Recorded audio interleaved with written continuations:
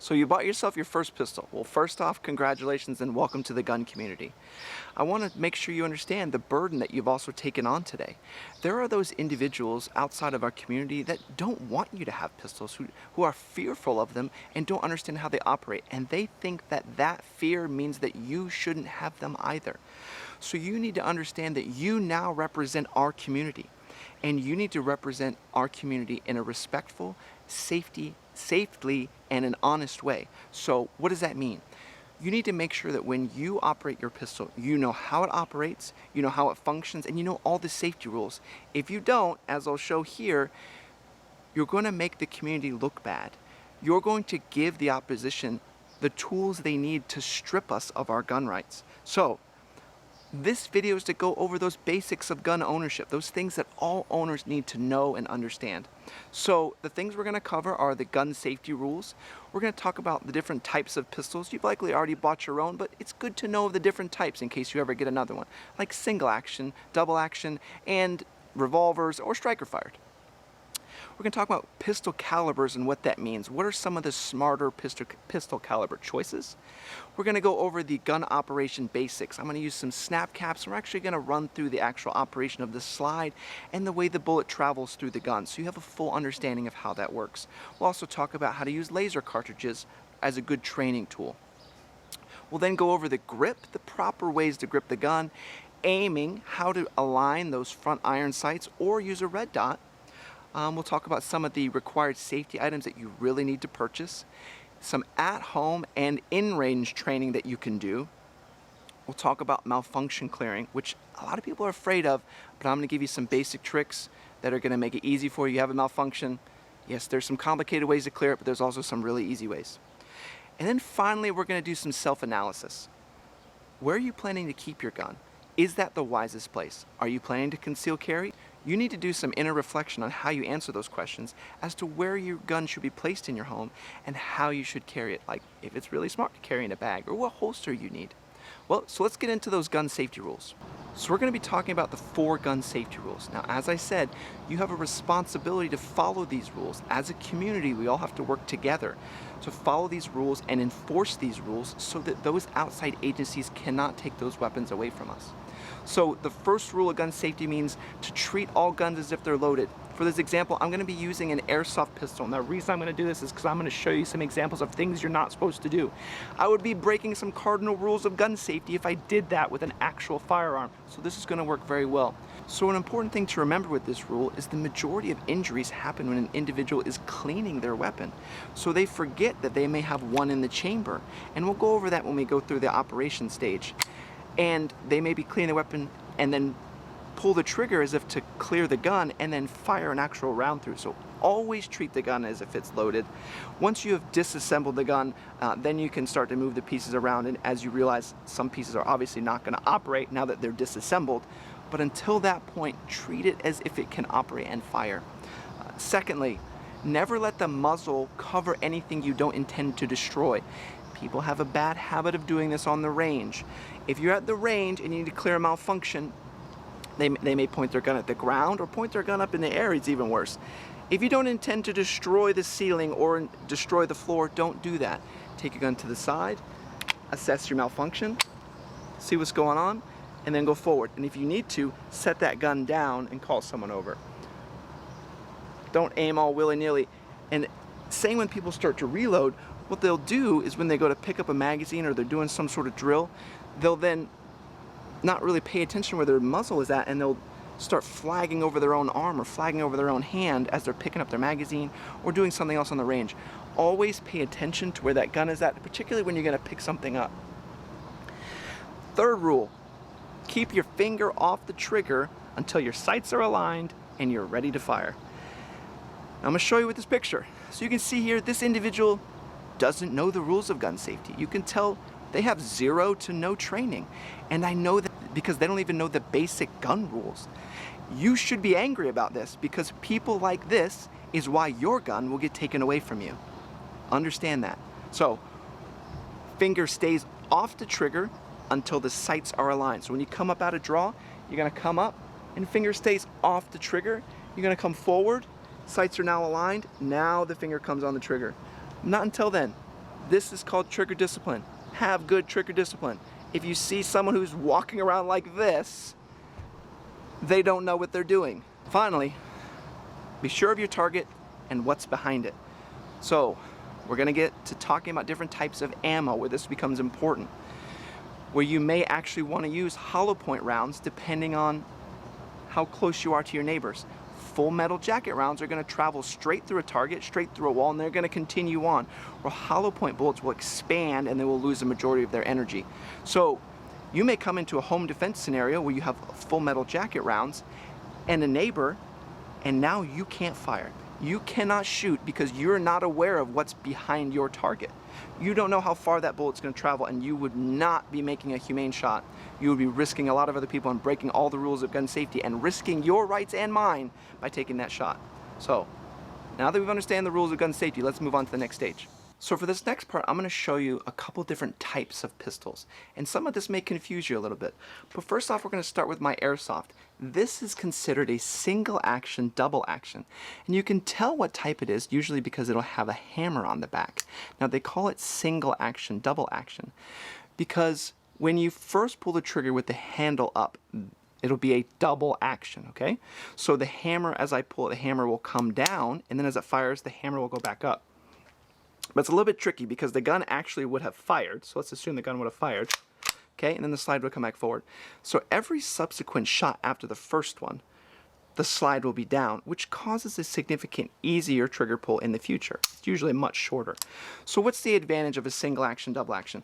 Generally have cleaner triggers. Because you have that single action, that first double action pull usually you have to learn into and train into, but then the single action pull is usually very crisp and very clean. The other type of gun that's extremely popular right now is the striker fired pistols. Now you're going to see the majority of these are swarming over the market. And you can usually tell if it's striker fired because it's not going to have any sort of hammer on the back of it. It actually has an integral spring inside that actually gets released and has a pin that gets fired that actually engages the bullet. So if you have a striker fired pistol, it won't have a hammer on the back. Now, there's some old legends about if you drop either one of these, they're just going to go bang and they're going to shoot everyone, and be careful because they're just going to kill everyone in the room if you throw it. That's not the case. The P320 used to have a small issue with that, but they did resolve that. Your gun should be reliable and safe. So if it fires when you drop it, that means your manufacturer has done something very poorly. So then there's one other type of pistol I want to show you also. This is also a pistol. This is a Strybog. Now this shoots the same caliber round as the P320 pistol I just showed you. This also shoots 9mm. So it can take the same ammo, obviously has a different type of magazine, but this is another option of a pistol. Now it's defined as a pistol legally because of its overall length. Okay, now we have one more definition of a pistol. This is also a pistol.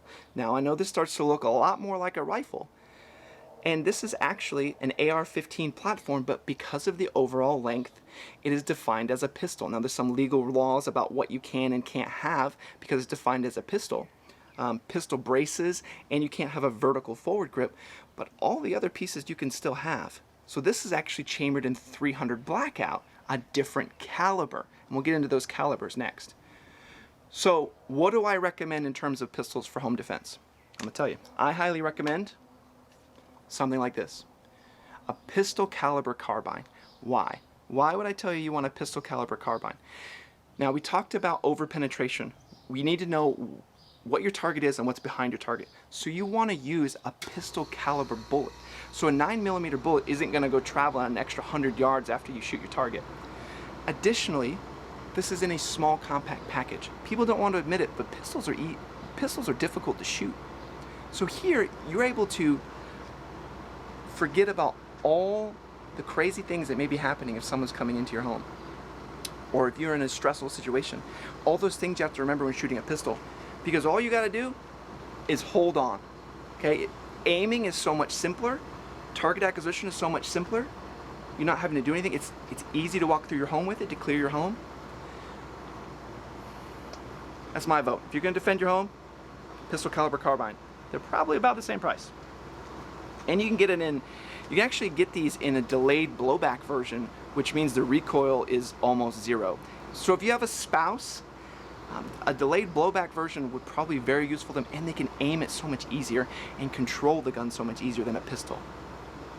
And interestingly, these even have collapsible stocks, so you can hide these under your bed or in the fold to your couch. Now, another piece people often get confused is understanding the pistol caliber. Now, I'm going to explain this to you in a simple way, and I'm going to show you.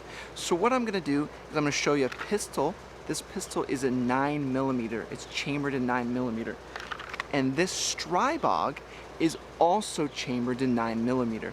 Now, I want to show these two extremes because then I can explain to you what happens. When it says something is chambered or has a certain caliber, like these a 9mm, that means the type of ammo that they take. Now, the same 9mm ammo that the pistol takes is the same 9mm ammo this will take. Now, that doesn't always mean that they will always feed perfectly. Some guns are picky and don't like certain ammos where some like other ammo. So you may just get more malfunctions, but they will functionally operate. Now, let me show you that. So what I'm going to do is I'm going to take our pistol, P320 pistol. I'm going to eject the magazine with our snap cap. Okay? This is a 9mm snap cap. So that means this bullet or any bullet like it will also work in our Strybog, right? So drop our magazine.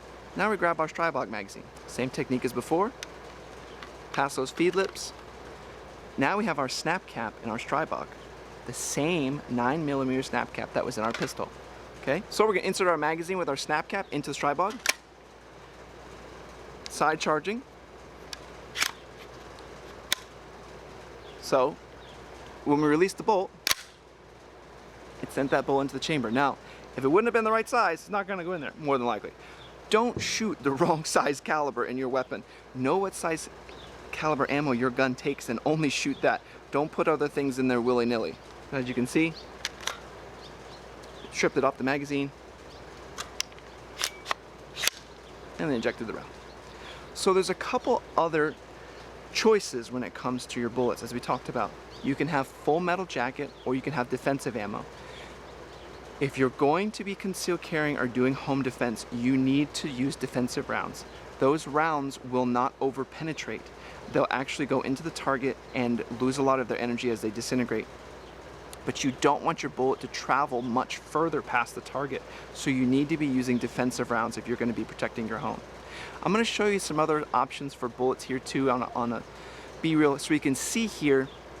So there's a couple different types of ammo. We have here on the left starting with our 9mm ammo.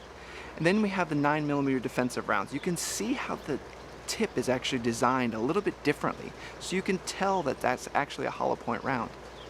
Next we have a 40 Smith & Wesson. This type of ammo will not fit in a 9mm pistol.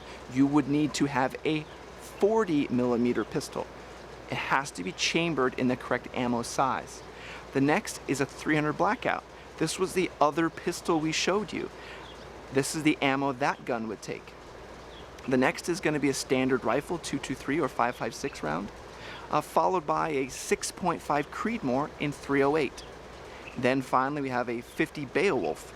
So there's multiple different ammo choices, and this is really just a very small, and really that's just a very small handful of the number of different types of ammo. There's hundreds of different types. So whatever ammo you use that your weapon is chambered for, you can use that same ammo for any other gun that is chambered in that also. Alright, as we move into the next piece, we're going to go into the actual gun operations. But before we talk about that, I want to bring up these little guys. These are called snap caps. These are super important because they let you practice the operation and manipulation of the gun without having any actual bullets. So these will do everything except go bang. So these are great in practicing how to load your magazine, in actually working the slide, seeing how the bullets eject, practicing reloads. For the majority of my videos, I use snap caps and they were extremely useful. Obviously, there's going to be some training you're going to miss out on, such as shot anticipation and the proper grip strength, but this will get you 95% of the way there. So, let's go over the gun operation. So the first part of any gun operation means you need to load the magazine, right? So loading the magazine involves loading the snap caps. So let's take a look at how you're going to want to do that. So what you're going to want to do when you first get started, now you notice those feed lips? Those are what you're going to have to clear to get the first bullet in. So you're going to push the bullet down over the top, so it's underneath those feed lips, and then slide it through. So now it gets to be a little more tricky, right? You don't have a cheater way in order to get underneath those feed lips. So what I do, take that back thumb, pop it down, and then just press on the top now until it clears those feed lips again, and then you can just slide it in again, okay? So this pops this down, push down on the top of the feet until it clears the feed lips again, and just push it straight in. Once you kind of get used to it, it becomes really easy to do. Of course, I'm gonna fumble it. It's okay if you slip off, it's not a big deal. Push down the back, push down the front so it clears the feed lips, and then just slide it right in. So now that we have our magazine loaded, and for the purpose of training, we're gonna break a few gun safety rules so that we can do some education and training. But we're gonna make sure that our gun is safe, and we do that by making sure there's no ammo in the we empty the magazine, and we make sure that our chamber is clear, okay? Now, we know we have no bullets in our gun, and that our magazine is filled with snap caps. So we're gonna go over that gun operation, exactly what happens. So when you insert the magazine into the gun, you haven't actually done anything yet. If you were to pull the trigger and fire, nothing would happen. You need to put a bullet into the chamber. And the way you do that, if I can show you, is by the slide coming forward and actually ripping off that top bullet from the top of the magazine and putting it into the chamber. So now there is a bullet in the magazine, in the chamber. Okay, you can actually see it there. So now we have one in the chamber. So this means we are ready to fire. A gun like this doesn't have a safety. So you would be 100% ready to fire at any point now that you have one in the chamber. Now let's say you wanted to clear this, okay? So you're done, or you want to store the gun away safely, or you want to unload all the ammo. This is the piece where people mess up a lot. They take out the magazine. There's still one in there. So you need to remember that even though you took the magazine out, to make sure to check that there's not a round in the chamber that you may have forgotten about. So one more thing with pistol operation is when the magazine is actually empty, it actually has a mechanism within the magazine to cause the slide to lock to the rear. Now what I mean is, and that is, if I just pull the slide back, it just goes back to regular position, right? But if I insert an empty magazine and I slide it backwards, it doesn't do that. So there's two things to remember with this. If you're shooting and your slide locks to the rear, you either have a malfunction or you're out of bullets. Also, if you have trouble getting your slide to lock to the rear, you can always just get a magazine and you can just kind of cheat it a little bit. So the ejector is also on the slide. So when you strip that top bullet and put it on, what happens is it grips onto the back of that bullet now. And when you pull the slide back, it actually travels backwards with the slide and hits the ejector, which causes the round to be ejected from the slide. And in this case, slide locks to the rear. So you can see the basic operation as you insert the magazine, the slide comes forward, pushes that bullet into the chamber, and then if you choose to fire, that bullet's, the shell casing is still there. And then when it fires, it actually is gonna eject that round. Or if you're just clearing it, you can just pull the slide to the rear and eject that round. Hopefully that helps. So we talked about snap caps, and I also want to bring up another thing called a laser cartridge. Now this is a great tool, especially in the COVID world we live in, where actually getting 9mm rounds is practically impossible. So you're going to want to train as much as you can at home.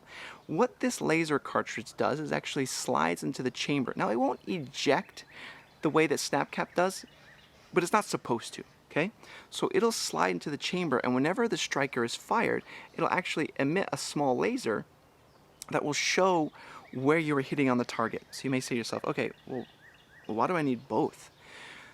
The snap caps teach you weapon manipulation. The laser cartridge teaches you trigger control. So what you want to see when you pull the trigger is just a solid dot. So a solid dot on the wall means you have good trigger control.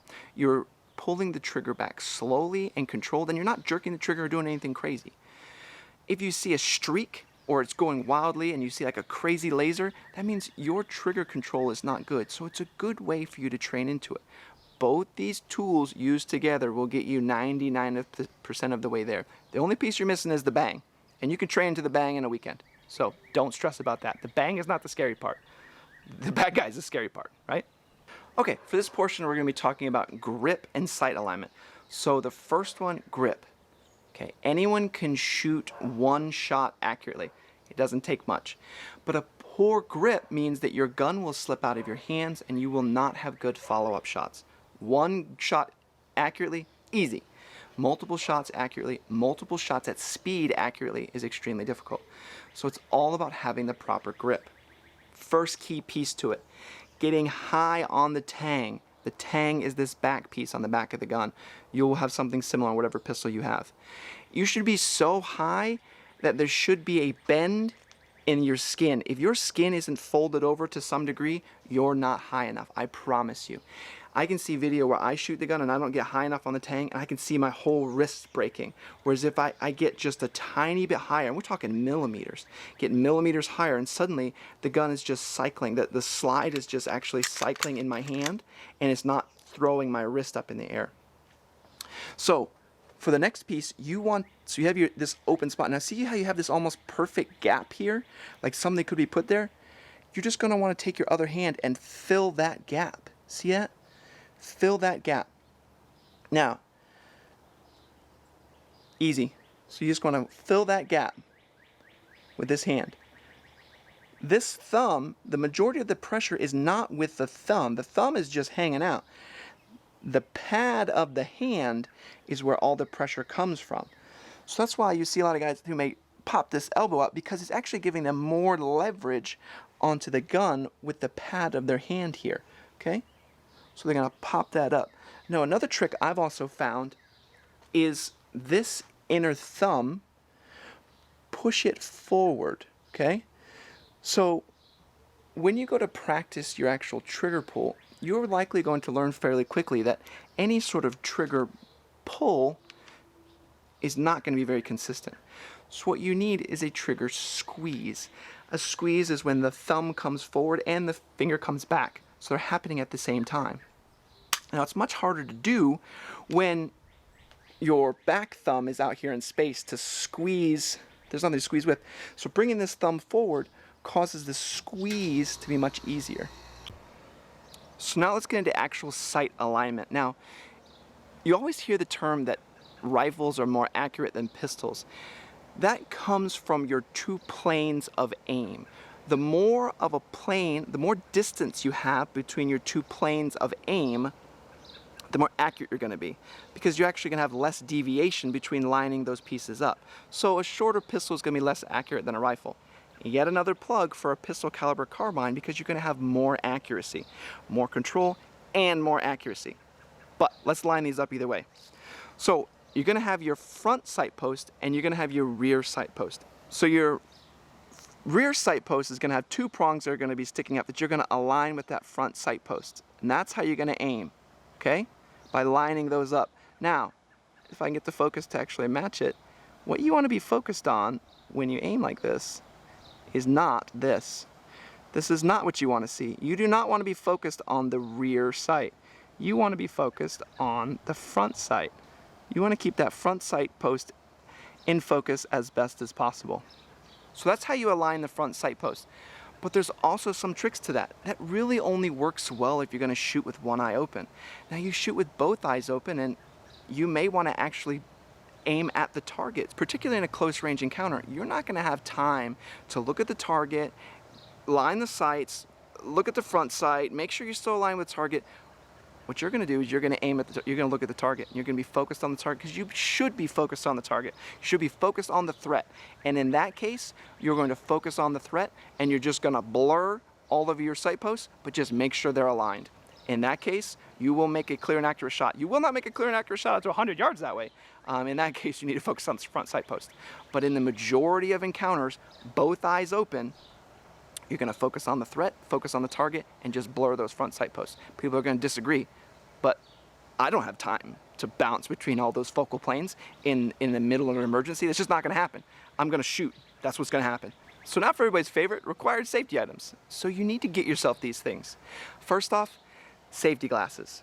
There's a couple different types. I really don't recommend the yellow ones. You're going to see these a lot at the range or possibly at like a hardware store. Don't buy these because if you train and your sight is always a yellowy, greeny tinge, you're going to be confused when you actually have to shoot with a clear lens. Get a nice clear lens. Don't spend $40 on safety glasses. These are consumable. If you break safety glasses, that's what they're designed for, to protect you. If you break them, you buy new ones. The next safety item is hearing protection. Now there's two different types you need to understand. There's active hearing protection and passive hearing protection. So what is the difference? Passive hearing protection means there's nothing special. There's nothing fancy. These just go over your ears and nothing really happens. It just blocks out all the sound. Active hearing protection, what that does is it actually has a microphone outside the hearing piece, and it pumps that sound into the headset. And what it does, it then cuts out any sound over a certain frequency.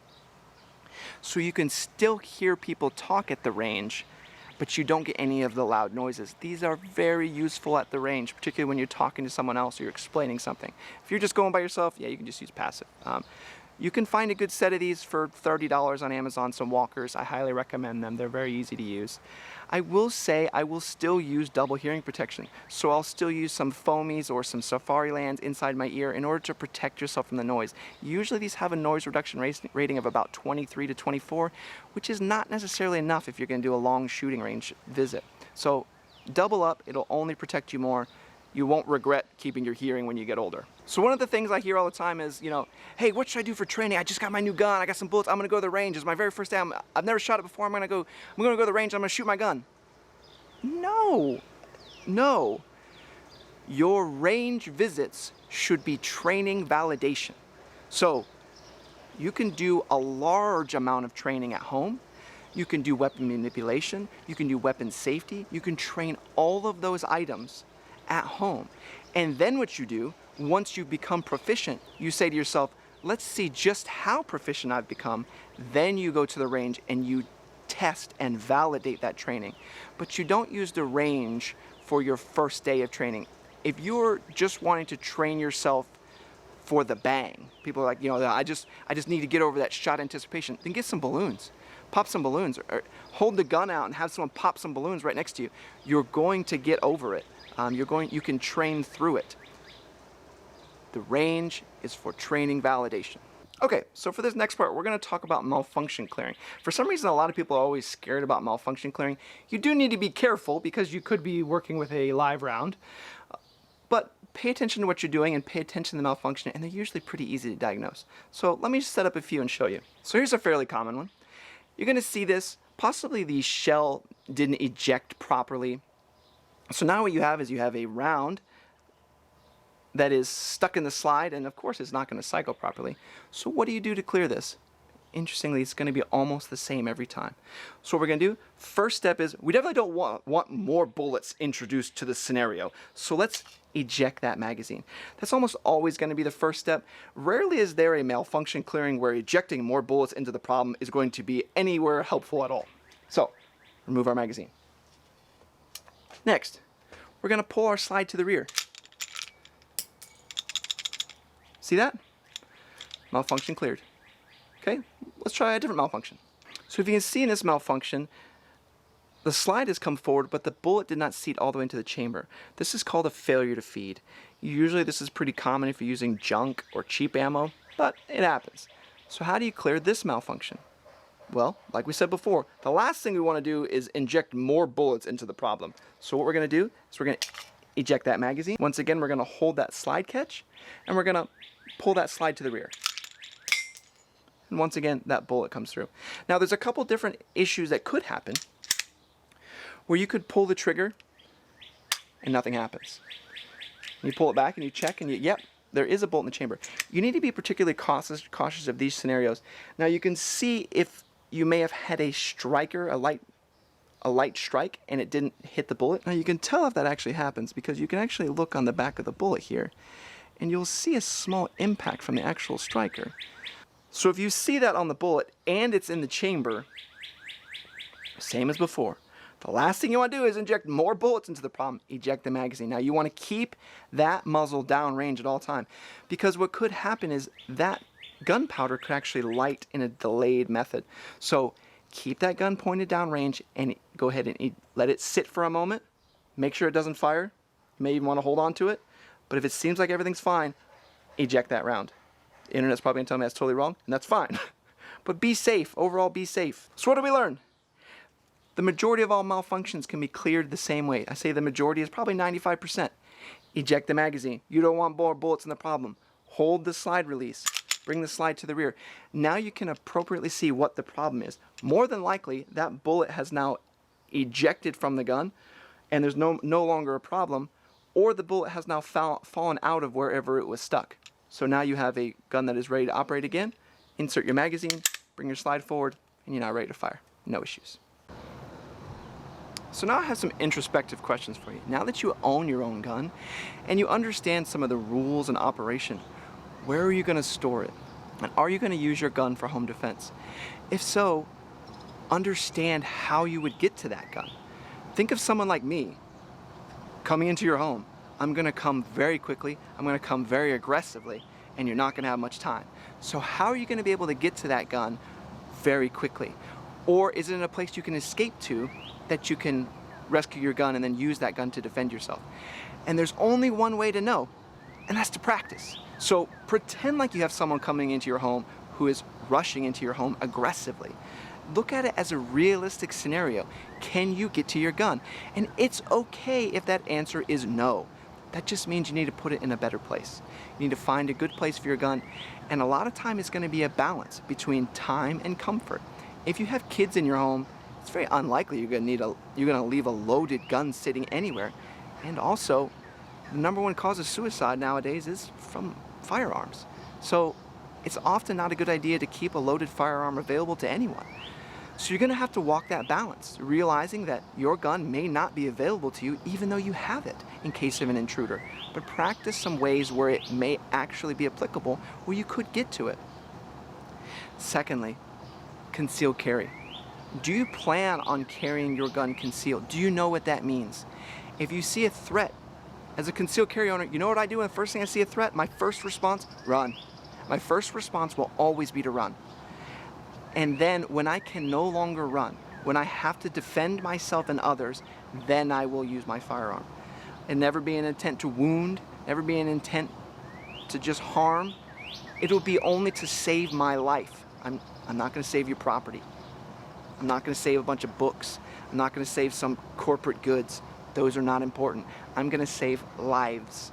And if lives are not in danger, insurance is going to cover it. That's how it's going to work. Now, if you're going to conceal carry, pay attention to what type of holster you're going to use. Make sure you practice with that holster. You can use some outside the waistband, inside the waistband, appendix carry. There's so many different options, and really there's a lot of different preferences, and different body types sometimes determine which holster is going to work for you. So you need to practice with it, and you need to train with it. I don't know how I missed this. Weapon lights. Half of the day it's dark, so you're probably going to want to have a light. The last thing you're going to want to do is shoot into dark. Part of the safety rules we talked about is know your target and what's beyond it. If your target is just a bunch of black, you can't shoot at it, right? So get yourself a light. That way, in case you need to. If someone's in the dark, though, and running away, you probably shouldn't be shooting at them. But that's the legal law stuff of it. But you need to have a light to be able to identify your target. And if you don't have a light, you can't identify your target. Get a light. This one works great. As the finger comes onto the grip, you can then actuate the light just by moving the finger. So as you're keeping your finger in that proper position for good trigger control, you can actually actuate the light and see your target and be like, oh, there he is. Oh no, that's just the cat.